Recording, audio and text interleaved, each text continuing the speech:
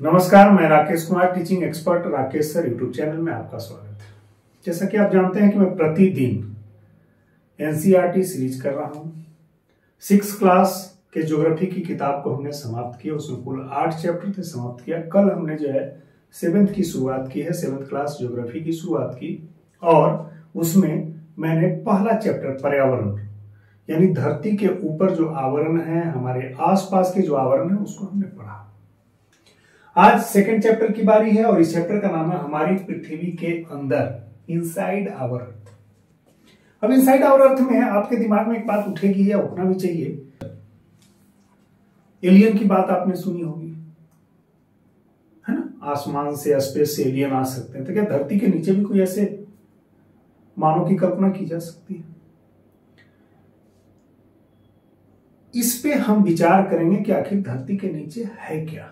आपके मन में एक और कौतूहल उठती होगी कि जब आप भूकंप के बारे में सुनते हैं, धरती हिलने के बारे में सुनते हैं, तो आखिर कौन सी ऐसी प्रक्रिया है जिसके चलते धरती हिल जाती है? पृथ्वी के अंदर क्या चीजें ऐसी घटित हो रही होती, कौन से ऐसे घटनाएं घटित हो रही होती है, कौन सी ऐसी फिनोमिना होती है जिसके चलते धरती हिलती है? भू में कंपन होता है जिसे भूकंप कहते हैं, अर्थक्वेक कहते हैं। तो आज हम उसी को जानने का प्रयास करेंगे और इस चैप्टर में जो हमारी धरती के अंदर जो चीजें हैं उसको जानेंगे। तो इस चैप्टर में जो हमें मुख्य रूप से पढ़ना, हम पहले उन हाइलाइट्स पे, उन मुख्य बिंदुओं पे चर्चा करते हैं कि हमें क्या क्या पढ़ना है।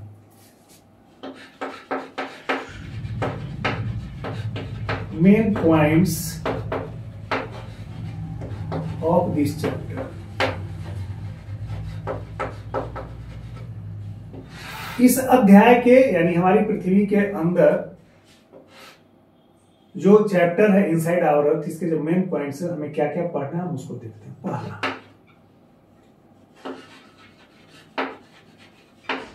लेयर्स ऑफ द अर्थ की बात करेंगे। जो पृथ्वी के परत हैं, कि जो परतें हैं, हम उसकी बात करेंगे। यानी इसको पहले देखेंगे, इसके बाद हम चट्टानों की बात करेंगे, रॉक्स की बात करेंगे। रॉक्स को हम अवस्थिति और निर्माण प्रक्रिया, रॉक्स को हम सबसे पहले अवस्थिति यानी धरती के ऊपर और धरती के नीचे, एक धरती के ऊपर, इस तरह से धरती के ऊपर जो रॉक्स बनते हैं हम उसकी बात करेंगे, और धरती के नीचे भी रॉक्स बनते हैं, हम इसकी भी बात करेंगे। तो एक जो है धरती के नीचे जो रॉक्स बने उसको अंतर्भेदी चट्टान कहते हैं, इंट्रूसिव रॉक कहते हैं। इंट्रूसिव रॉक कहते हैं। और धरती के ऊपर जो आप चट्टानों की स्थिति देखते हैं, इसको बहिर्वेदी रॉक कहते हैं।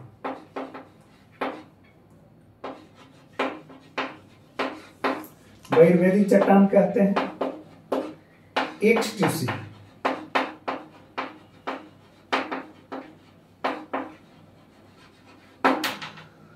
जब ये बहिर्वेदी चट्टान बाहर आते हैं या अंतर्वेदी चट्टानों में जो कुछ प्रक्रियाएं ऐसी संपन्न होती है, इन चट्टानों की अवस्थिति के आधार पे हमने देखा कि यह 2 स्तर पे बांटा जा सकता है। अब निर्माण की प्रक्रिया के आधार पर जो फॉर्मेशन होता है, निर्माण की जो प्रक्रिया होती है, इसके आधार पर हम रॉक्स को देखेंगे, चट्टान को देखेंगे। फॉर्मेशन प्रोसेस,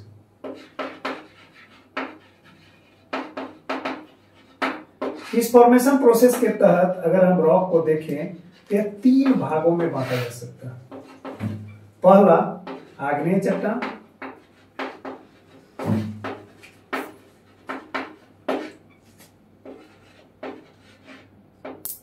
इग्नियस रॉक, दूसरा अवसादी चट्टान,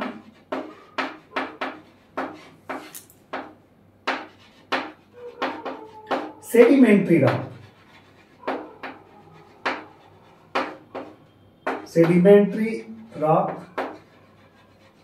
और तीसरा कायांतरित चट्टान।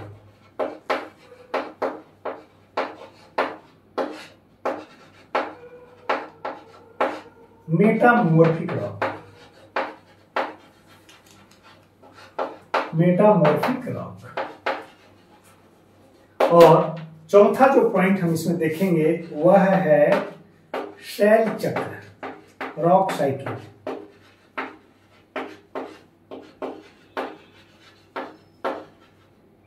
रॉक साइकिल जिस तरह से जीवन का एक चक्र होता है, बचपन, जवानी, बुढ़ापा, और इस तरह से यहां भी रॉक का भी एक चक्र होता है। इसमें बचपन, जवानी या बुढ़ापा नहीं होता है, बल्कि इग्नियस जो रॉक है उससे सेडिमेंट्री रॉक, और सेडिमेंट्री रॉक से लेकर के मेटामॉर्फिक रॉक, और फिर से इसमें ताप दाब के परिवर्तन के बाद या पिघल करके फिर से इग्नियस रॉक का बन जाना। यह जो साइक्लिक प्रोसेस है, इसी साइक्लिक प्रोसेस को हम लोग देखेंगे शैल चक्र में। तो ये थे मुख्य बिंदु जिस पे हम चर्चा करेंगे, और आइए हम चर्चा करते हैं एक एक करके सारी चीजों पे।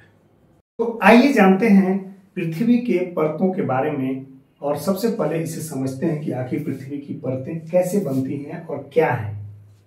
अगर हम पृथ्वी की कल्पना करें तो यह पृथ्वी इस तरह की है, मैंने पीछे 6 क्लास में पढ़ाया था। और अगर यह सेंटर है तो सेंटर से यहां तक यह जो त्रिज्या है वह 6371 किलोमीटर की है, और इसी त्रिज्या में यहां से यहां तक जो इस त्रिज्या है यानी इसका विस्तार है पृथ्वी के केंद्र बिंदु से लेकर के ऊपर तक, यह केंद्र बिंदु है और यह ऊपर है। ऊपर जो पृथ्वी का सबसे ऊपरी सतह होता है जिसको हम लोग क्रस्ट या ऊपर पट्टी कहते हैं। मैंने क्रस्ट या ऊपर पट्टी के बारे में बताया था कि पृथ्वी के धरातल के कड़ा भाग होता है, कठोर भाग होता है, और मूलतः यह बना क्या किससे होता है? चट्टानों से बना होता है। और ये चट्टान जो है खनिजों से बने होते हैं, यानी पृथ्वी का जो धरातल का कठोर भाग है जिसको हम लोग क्रस्ट कहते हैं, यह वाला हिस्सा, इसको हम लोग क्रस्ट कहते हैं, हिंदी में इसी को भूपरपट्टी कहते हैं। पृथ्वी के धरातल का कठोर भाग है जो चट्टान और खनिजों से बना होता है, रॉक से बना होता है और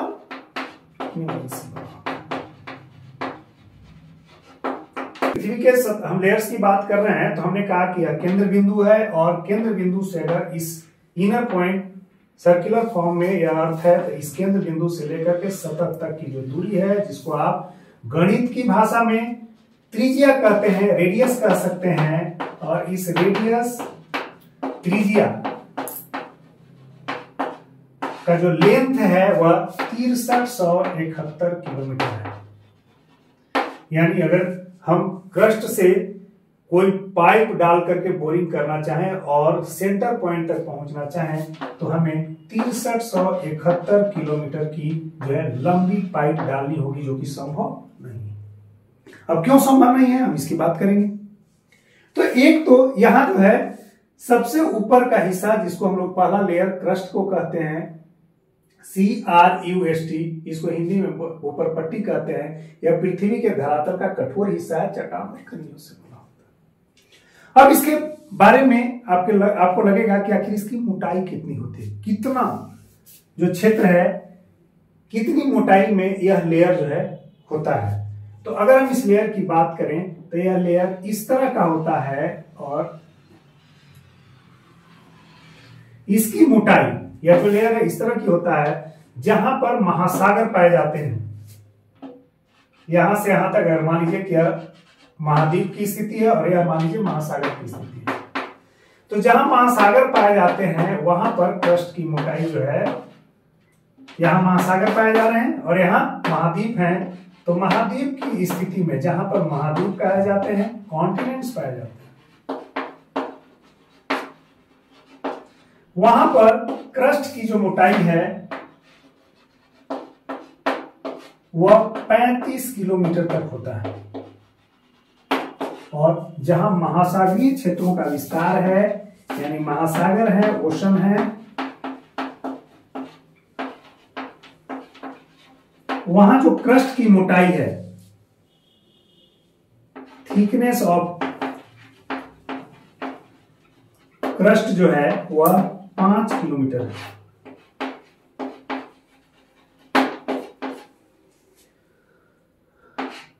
महासागर, अगर हम इसको इस तरह से रिप्रेजेंट करके देखें कि यह जो क्रस्ट है, अगर हम इसको फ्लैट सरफेस में दिखाएं तो यह सबसे नीचे का हिस्सा हुआ और इसके सबसे ऊपर क्रस्ट है, और इस क्रस्ट में यह जो सबसे ऊपर का हिस्सा है क्रस्ट है, जहां पर महाद्वीप है वहां तक इसकी मोटाई जो है 35 किलोमीटर है, और जैसे ही यह महासागर आ जाता है तो इसकी मोटाई जो है यह 35 किलोमीटर।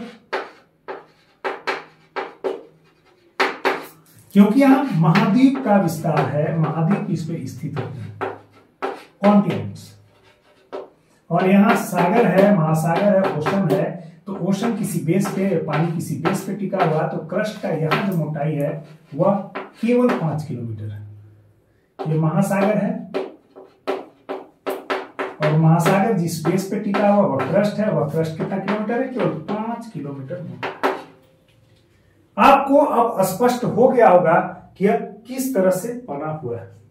तो फिर से आपको मैं इसको दोहरा दूं, दोहराना इसलिए भी जरूरी है क्योंकि आप तब तक इसे लिख भी लेंगे और पुनः समझ लेंगे। अगर आप जो है रिवीजन टाइप की स्थिति बन जाएगी तो आपके समझ के लिए बेहतर हो जाएगा। हमने बताया कि यह जो है अर्थ है, यह गोलाकार स्थिति है, सर्कुलर फॉर्मेट में अगर माना जाए, ऐसे तो स्पेशल फॉर्मेट आपको 6th क्लास में हमने बताया कि जो अर्थ का आकार है उस आकार को जियोइड कहते हैं, GEOID।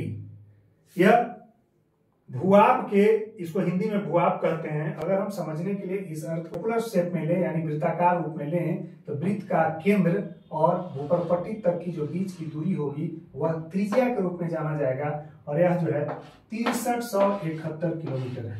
यानी केंद्र से लेकर के भूपरपट्टी तक जो है अर्थ 6371 6371 किलोमीटर की मोटाई में है। अब यह जो सबसे ऊपर का लेयर है, हमने बताया कि यह जो सबसे ऊपर का लेयर है, इसी को हम लोग क्रस्ट कह रहे हैं, और क्रस्ट की मोटाई जो थिकनेस है उसकी चर्चा हम कर रहे हैं। क्रस्ट के बारे में हमने बताया कि इसको CRUST क्रस्ट, यानी पृथ्वी का सबसे ऊपर का सतह, इसी को हिंदी में भूपरपट्टी कहते हैं। और भूपरपट्टी पृथ्वी के धरातल का कठोर भाग है, कठोर संरचना है, जो चट्टानों से बनी हुई है और खनिज पदार्थों से बनी हुई है। यानी अब क्रस्ट के थिकनेस की अगर हम बात करें तो हमने बताया कि जो क्रस्ट का थिकनेस है यही मोटाई है, जहां पर महाद्वीपों का विस्तार है, कॉन्टिनेंट्स का विस्तार है। यानी भारत, दुनिया में कितने महाद्वीप हैं? 7 कुल महाद्वीप हैं। उन महाद्वीपों के नीचे क्रस्ट का जो विस्तार है, मोटाई है, थिकनेस है, वह 35 किलोमीटर है। जबकि जहां महासागरीय क्षेत्र है, इसमें क्रस्ट का जो थिकनेस है वह 5 किलोमीटर है। मैंने इसी को ग्राफिकल रिप्रेजेंटेशन से दिखाया कि यह जो है अर्थ का सबसे नीचे का एरिया, जिसको आप कोर कहते हैं, अगर उसको हम क्रैक सेक्शन पे इसको इंटरसेक्शन को दिखाएं तो इस कोर से लेकर के यहां तक की जो दूरी है वह 6371 किलोमीटर है। और जो फर्स्ट लेयर बन रहा है इस मोटाई थिकनेस का, यही क्रस्ट है। और इस क्रस्ट का जो थिकनेस है महाद्वीपीय क्षेत्रों में 35 किलोमीटर है, और जहां पर सागर है, ओशंस हैं, वहां पर यह थिकनेस जो आप देख रहे हैं कि 5 किलोमीटर है।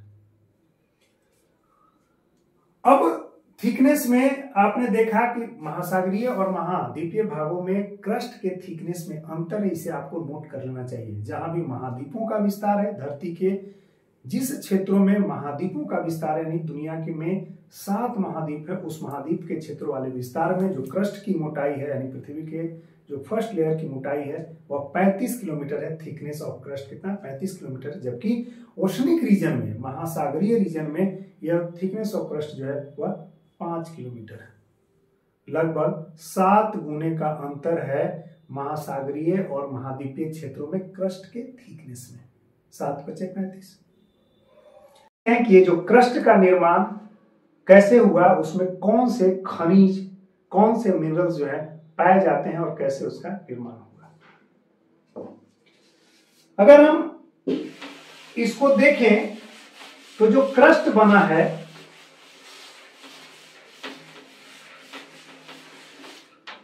जो क्रस्ट बना है यह है अर्थ का यह जो लेयर है,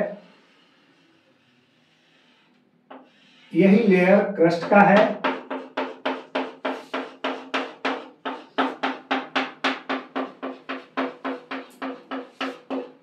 यही लेयर क्रस्ट का है और यह क्रस्ट जो महाद्वीपीय क्षेत्रों में है,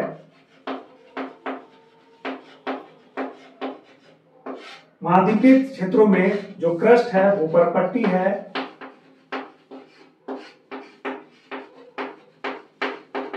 उसका मैंने मोटाई बताया, थिकनेस बताया।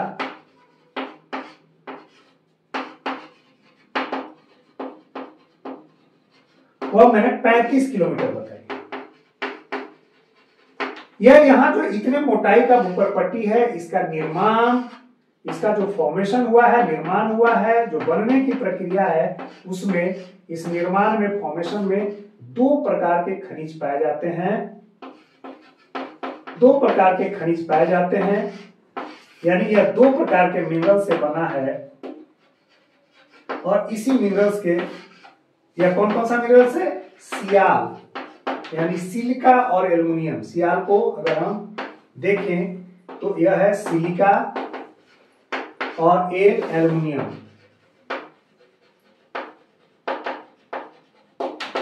यह दो खनिजों से मिलकर के बना है, यानी महाद्वीपीय भूपरपट्टी, महाद्वीपीय जो क्रस्ट है, जहां पर महाद्वीप का विस्तार होता है, वहां पर जो भूपरपट्टी है, क्रस्ट है, वह सियाल के नाम से जाना जाता है, क्योंकि उसका इंफॉर्मेशन, उसका जो फॉर्मेशन है वह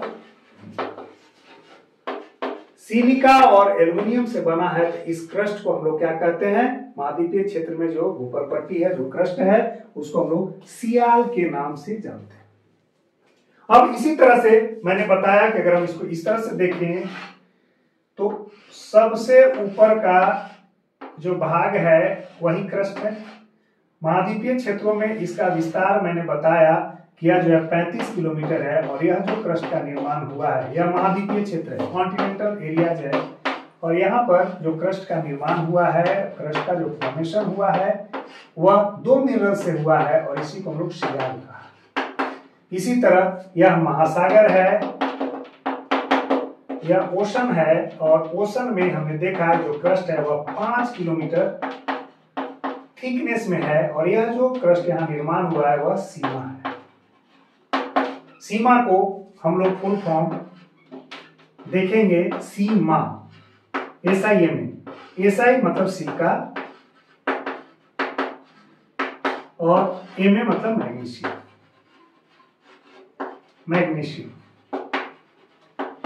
अब आपके जानकारी के लिए या आपके सवाल के हिसाब से बता दूं कि जो महाद्वीपीय क्रस्ट हैं वह सियाल से बने हैं, उसको सियाल भी कहा जाता है, सिलिका और एल्युमिनियम से बने हैं, जबकि महासागरीय क्रस्ट के जो हिस्से हैं वह सीमा से बने हैं, यानी सिलिका और मैग्नीशियम से बने हैं। तो आपसे सवाल पूछता है कि महाद्वीपीय क्रस्ट का निर्माण किन खनिजों से हुआ, किन मिनरल से हुआ है, तो आपका जवाब होगा सियाल। उसे सियाल भी कहते हैं, सियाल क्रस्ट भी कहते हैं, यानी सिलिका और एल्युमिनियम से बने हुए हैं, इसीलिए सियाल। जबकि महासागरीय क्रस्ट जो कि मात्र 5 किलोमीटर मोटे होते हैं, उसका निर्माण जो है सीमा से हुआ है, सिलिका और मैग्नीशियम से हुआ, इसीलिए सीमा के नाम से जानते हैं। एक लेयर को हमने देखा क्रस्ट को। अब उसके बाद यहाँ पर जो यह लेयर है यह क्रस्ट है, और इसकी थिकनेस जो है हमने देखा कि कैसे महाद्वीपीय और महासागरीय क्षेत्रों में अलग है। इसके बाद जो पृथ्वी का सेकेंड लेयर है, इसको हम लोग मैंटल कहते हैं। यह जो लेयर है, यह वाला जो लेयर है, यानी क्रस्ट के ठीक नीचे और कोर के ऊपर जो बीच का लेयर है, इसी को हम लोग क्या कहते हैं? मैंटल कहते हैं। तो पहला लेयर क्रस्ट हो गया, दूसरा लेयर मेंटल हो गया, और तीसरा यह जो ब्लैंक वाला है जो खाली दिख रहा है, इसी को हम लोग क्रोड, अंग्रेजी में कोर और हिंदी में क्रोड कहते हैं। कोर CORE, और यह यानी पृथ्वी का जो अंदर का हिस्सा है वह 3 लेयर्स में बटा हुआ है। सबसे ऊपर का हिस्सा जो है क्रस्ट कहते हैं, और इस क्रस्ट के बाद यानी 35 किलोमीटर, पृथ्वी के जो पाला सतह है उसे 35 किलोमीटर के बाद से लेकर के 2900 किलोमीटर जो नीचे का हिस्सा है, जिसको इस हिस्से को आप देख सकते हैं, यह जो है यही मेंटल है। यानी मेंटल का विस्तार कितना है, यही जो हिस्सा आप देख रहे हैं जिसको मैं शेड कर रहा हूं, यही मेंटल है। यानी क्रस्ट के ठीक नीचे। इसका मैंने विस्तार बताया कि क्रस्ट से नीचे 2900 किलोमीटर, यानी क्रस्ट और मेंटल के जो बीच की मोटाई है वह कितना है, 2900 किलोमीटर। यही मेंटल है। और इसके नीचे जो है हमने बताया कि फिर कोर का एरिया होता है, और यहां पर आपने बताया, मैंने यहां से यहां तक बताया था कि 6371 किलोमीटर का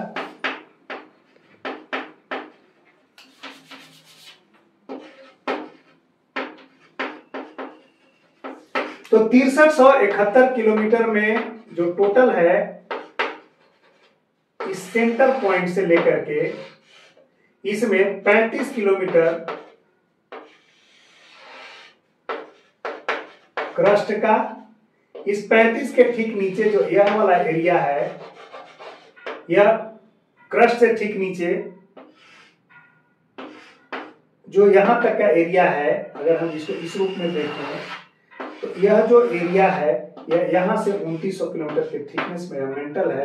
और मेंटल के बाद आप टोटल जो है 6371 किलोमीटर है। तो मेंटल के ठीक नीचे यह एरिया क्रस्ट का है, और इस क्रस्ट के ठीक नीचे जो है मेंटल है। इस मेंटल के ठीक नीचे कोर है। तो आप जो है घटा करके निकाल सकते हैं कि मेंटल और कोर के बीच में थिकनेस कितना है। सबसे नीचे का एरिया कोर है, और यह जो है अत्यधिक गर्म एरिया है, अत्यधिक गर्म है। और यहाँ ताप भी ज्यादा है, यानी अत्यधिक गर्म का मतलब ताप, कोर का ताप बहुत अधिक है, और इसका दाब भी अधिक है। यानी temperature and high temperature and pressure का यह क्षेत्र है जो कोर कहलाता है। और इसकी जो निर्माण हुआ, इसकी जो रचना हुई है, संरचना है, वह नीफे यानी निकेल और फेरस।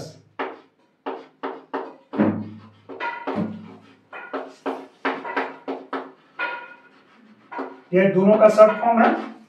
इसका जो रासायनिक नाम है निकेल का Na और फेरस का Fe है। यानी यह निकेल और फेरस लोहे को कहते हैं। निकेल और लोहे से बना हुआ